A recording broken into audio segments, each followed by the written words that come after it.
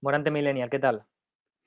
Hola Ortiz, ¿qué tal? Pues mira, por aquí otra tarde más de podcast, con ganas ya de sentarme un rato a charlar contigo. Y nada, ya las vísperas de Navidad, estamos ya cerca de esta época nadalenca y bueno, con ganas de petar la charrada. ¿Tú qué tal? Bien, contento de estar aquí y como decías, ¿no? A pocas horas de empezar las festividades navideñas, hemos pensado traer un tema que yo creo que está bastante relacionado, porque vamos a hablar del descanso y mucha gente aprovecha estas fechas para descansar, otras tantas para trabajar, ¿no?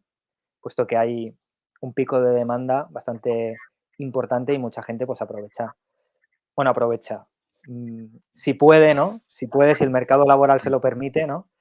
Eh, pues para trabajar, ¿no? Mm, En relación a un artículo, o más bien una pequeña mm, reflexión, ¿no? De José Antonio Marina, pues venimos a hablar del descanso en una reflexión que hace en ethic.es, y la reflexión se titula El descanso, la diversión y la felicidad, donde el autor reflexiona un poco acerca de este fenómeno, eh, y lo que nos ha llamado más la atención es las puertas que abre al hablar de este fenómeno que es, como digo, el descanso, ¿no? Entonces, hecha esta introducción, si quieres, te doy paso para, a partir de aquí, pues empezar a patar la charrada. Sí, sí, bueno, yo creo que es un tema, el descanso quizás, como decías, viene bastante a colación de estas fechas, aunque, y quizás no está directamente relacionado con el tema del descanso, pero yo creo que estas fechas son hasta cierto punto paradójicas con respecto al descanso, porque como se concentran tan pocos días, porque al final se hacen cortas siempre las vacaciones, las actividades que no puedes hacer, digamos, cuando trabajas o en épocas normales. ¿Hasta qué punto se puede descansar en estas fechas, no? Porque tienes tantas actividades, actos sociales, etcétera, y quizás a medida que vamos cumpliendo años nos van dando más perezas quizás determinados actos sociales, ¿no? Que antes pues era como más guay, posiblemente porque no estábamos tan determinados por el mundo laboral. Entonces quizás viene de ahí, ¿no? Y ya hablando puramente del artículo, la verdad, el artículo está muy bien, no se mete muy a fondo en el tema del descanso, bueno, algunos de los temas que toca, pero sí es verdad que toca determinados puntos que creo que son bastante importantes. Yo cuando estaba leyéndolo me vino a la cabeza la contradicción que, digamos, el artículo lo tocaba por encima o subyacía en el artículo de la incoherencia existente en el capitalismo con respecto al descanso, porque si bien es imprescindible para el funcionamiento ya a nivel siquiera biológico de los seres humanos, se nos imposibilita, ¿no? Vinculado a esta idea de la autoexplotación y aprovechar todos los momentos de descanso para obtener mayor rendimiento y mayor productividad a la hora de trabajar. Tú comentabas cuando estábamos planificando el podcast el caso de los deportistas. Yo creo que es un ejemplo paradigmático, ¿no? Porque ellos cuando descansan lo que están es recuperando fuerzas para ser más competitivos o digamos que su potencial deportivo aumente. Y esto se puede extrapolar perfectamente a cualquier tipo de trabajo hoy en día en el sistema capitalista actual. Y si son también, digamos, actividades puramente vinculadas digamos, a la imaginación o esta clase que llamaba Richard Florida la clase creativa, igualmente, de la misma manera se puede vincular esta autoexplotación en las épocas, en los momentos de descanso. Y aquí es donde viene el conflicto y yo creo el elemento contradictorio e incoherente que es hasta qué punto le podríamos denominar a eso descanso. Porque si lo estoy dedicando pura y exclusivamente, ya sea de manera más o menos consciente, al aumento de la productividad en última instancia, ¿somos capaces de descansar? Esa es la pregunta. Yo creo que es jodido hoy en día. Porque incluso aunque quisiéramos plantearnos, y con esto ya acabo, que sí que es necesario descansar porque es sano o es insalubre no hacerlo, en última instancia también lo estaríamos haciendo para tener más posibilidades de autoexplotarnos. Es muy difícil salir de este círculo vicioso de la autoexplotación y de la exigencia y la verdad que es jodido, ¿sí? De hecho, el autor, una de sus frases de la reflexión es que descansar queda protegido como un derecho. Él lo relaciona con las vacaciones pagadas. Y mi pregunta en relación a esta premisa es, ¿para quién? ¿Quién puede gozar de ese derecho, ¿no? Más teniendo en cuenta estas lógicas de explotación que nos exhortan constantemente a ser mejores, a rendir más, ¿no? Y cómo descansar se convierte también en un objeto de mercado. De ahí, por ejemplo, las pulseras eh, como el iWatch, que te pueden medir Mm. el tiempo de descanso. Entonces, creo que hay un componente de clase importante para entender quién puede disponer de un descanso sin una finalidad ulterior y quién no. También me venía a la mente, ¿no? Cómo aquellas personas eh, que gozan de un mayor tiempo libre por una realidad donde quedan expulsados del mercado de trabajo asalariado y potencialmente tienen mayor capacidad para el descanso, son enjuiciadas. Y si además tenemos en cuenta que estas personas viven de ayudas del Estado porque es lo único que les queda para poder sobrevivir, automáticamente quedan catalogadas como parásitos. Me venía a la mente cuando leía la reflexión, como, porque el autor tampoco, como tú decías, ¿no? Tampoco acaba muy bien de definir eh, el descanso, hace una reflexión, pero no entra en profundidad, ¿no? Pero hay un momento al principio que hace alusión a la época griega y cómo los hombres libres gozaban del ocio, de un ocio que les permitía eh, estar en el espacio público. Claro, ese contexto hay que ponerlo en situación porque aquellas actividades necesarias para la existencia eran actividades realizadas por esclavos y esclavas, por mujeres y por hombres pobres, pero en ningún caso tenían un sentido de integridad y eran actividades pertenecientes al negocio, pero eran actividades que eh, no estaban bien vistas, ¿no? Porque no te permitían poder disponer de tiempo suficiente para dedicarte al espacio público, ¿no? Eso en el siglo finales del XVII y a lo largo del XVIII cambia, hay un cambio de paradigma y es cuando se construye la concepción actual de trabajo asalariado. No es solo una actividad necesaria para la existencia, sino que además es monetaria y no solo eso, sino que además también te integra en sociedad. Si tú trabajas asalariadamente, no habrá ningún tipo de discurso que pueda enjuiciarte. Si no lo haces, como decía antes, sí, ¿no? Y yo creo que es en este punto también que nace esta concepción del descanso, pero diferente a lo que tú comentabas ahora, ¿no? Con la sociedad del rendimiento, ¿no? Creo que ese descanso tenía una voluntad salubre o una voluntad de reposo, de recupero. No era ese trampolín para rendir de manera más heroica, ¿no? Sí, sí, esa mención que hace a la Grecia clásica y cómo al final los únicos que trabajaban eran los esclavos y los digamos, los ciudadanos estaban liberados del trabajo, y alguna vez tú lo has mencionado, ¿no? Etimológicamente el negocio es la negación del ocio. Entonces el trabajo es la negación del descanso, podríamos entender, ¿no?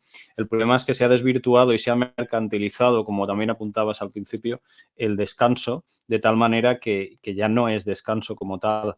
Hay un apunte que me gustaría hacer, y el análisis que has hecho como el acceso, digamos, al mercado laboral posibilita la participación en la vida social. Si bien es relativamente cierto, lo triste es que ese paradigma está cambiando y hoy en día ya ni siquiera trabajar te garantiza una participación, digamos, en la vida social y en la comunidad al menos dependiendo qué tipo de trabajos, ¿no? Creo que leí ayer un titular que el 40% de la gente que pide ayudas sociales en España pertenecen a casas donde los dos padres, digamos, trabajan. O sea, no existe el paro. Lo que pasa es que son tan precarias las condiciones laborales de esa casa que no pueden participar efectivamente en esta vida social y en la comunidad, como comentabas. Entonces, este es el nuevo paradigma y aquí está el punto donde la ausencia del descanso es obvio, ¿no? A mí me gustaría comentar también el concepto, bueno, o la idea de la idealización del descanso, que creo que se da hoy en día también vinculado a esta mercantilización del descanso. Y que si se idealiza el descanso, precisamente, según creo yo, es porque no tenemos capacidad para descansar, ¿no? Se idealiza como el descanso y te vienen quizás significantes a la cabeza vacaciones en las Bahamas o en una casa rural con un entorno paradisíaco, y el descanso como tal no tendría que ser algo tan increíblemente disfrutable. Deberíamos ser capaces de descansar simplemente no haciendo nada. Pero es que eso nos es imposible porque lo consideramos automáticamente y de manera inconsciente una pérdida de tiempo. O yo por lo menos me es difícil escapar de eso, ¿no?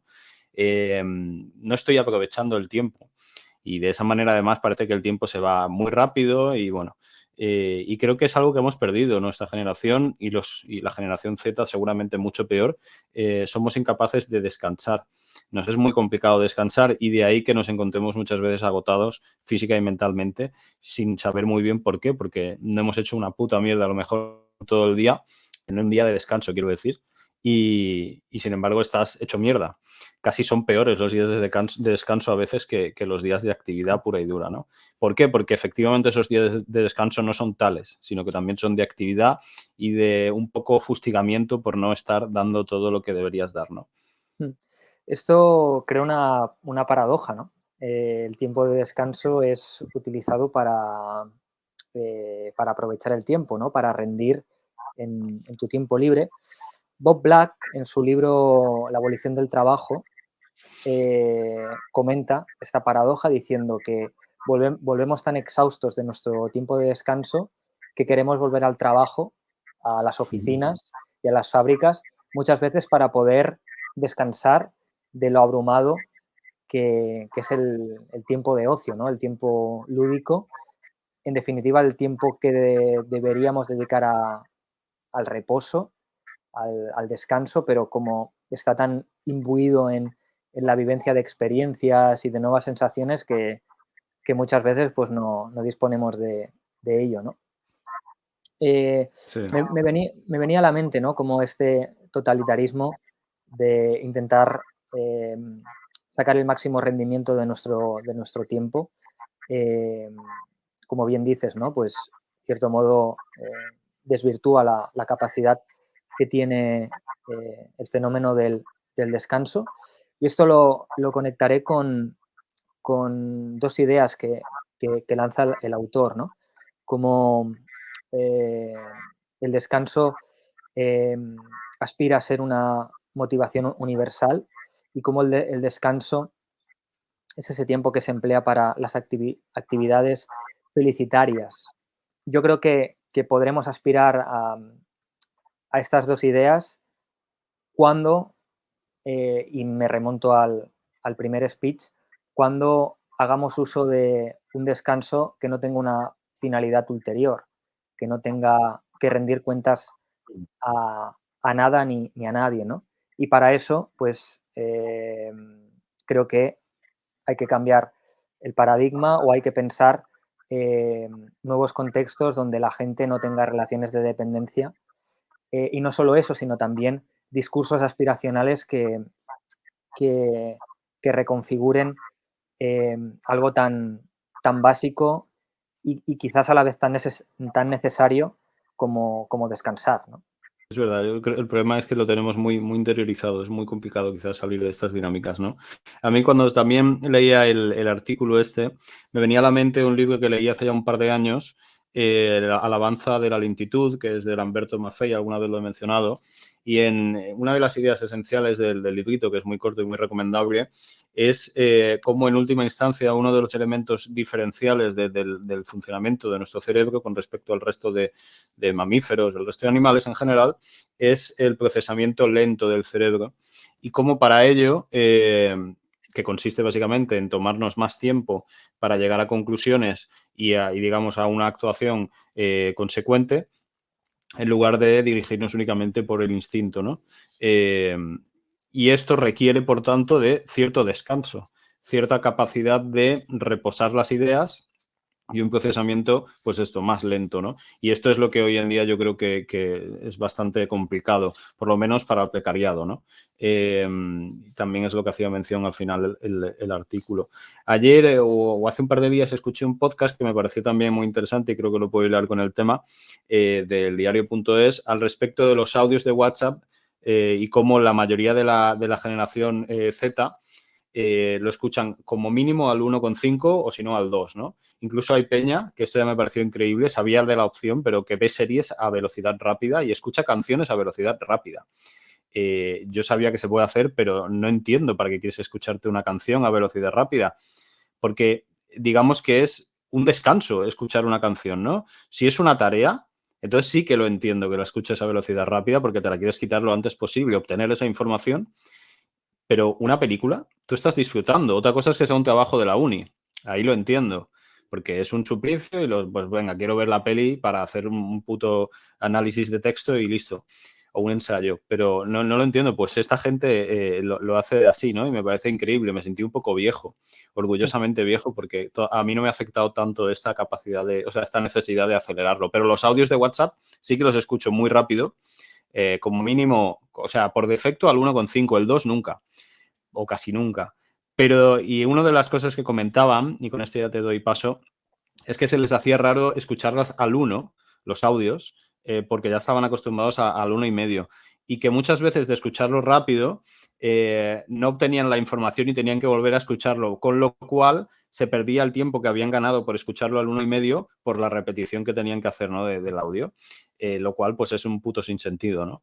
Entonces yo me pregunto, ¿en aras de qué se acelera tanto la vida, ¿no? Y en este caso los audios de WhatsApp. ¿Para ganar tiempo? ¿Para qué? ¿Para descansar?